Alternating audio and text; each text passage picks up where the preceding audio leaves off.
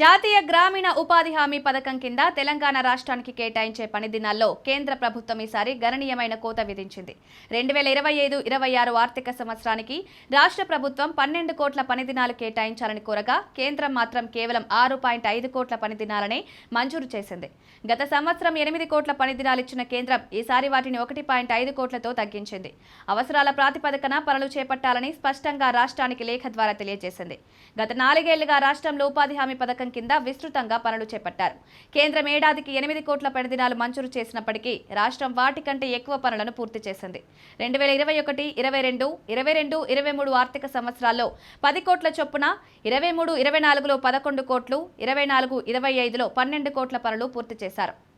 తాము నిర్దేశించిన పనులే చేయాలని ఆంక్షలు విధించింది ప్రభుత్వం. గత సంవత్సరం కొన్ని జిల్లాల్లో 100% కంటే ఎక్కువ పనులు నమోదవడం పట్ల కేంద్రం అనుమానం వ్యక్తం చేసింది. ఈ నేపథ్యంలో ప్రత్యేక బృందాలను రాష్ట్రానికి పంపి క్షేత్రస్థాయిలో తనిఖీలు నిర్వహించింది. కొన్ని చోట్ల నిబంధనలకు విరుద్ధంగా పనులు జరిగినట్లు గుర్తించి ఈ ఏడాది పని దినాల కేటాయింపును తగ్గించినట్లు సమాచారం. కేంద్ర చర్యలపై రాష్ట్ర ప్రభుత్వం అసంతృప్తి వ్యక్తం చేసింది.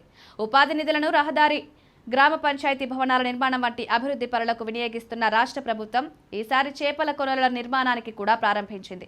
అయితే పని దినాలు తగ్గించడంతో ఈ కార్యక్రమాలపై తీవ్ర ప్రభావం పడే అవకాశం ఉంది. భూమి లేని వ్యవసాయ కూలీలకు ఉపాధి అవకాశాలు కల్పించేందుకు తెలంగాణ ప్రభుత్వం ఇందిరమ్మ ఆత్మీయ భరోసా పథకం అమలు చేస్తోంది. ఈ పథకానికి అర్హులుగా గుర్తించేందుకు 100 రోజుల పాటు పనిచేసే కార్మికులను పరిగణలోకి తీసుకోవాలని ప్రభుత్వం భావిస్తోంది.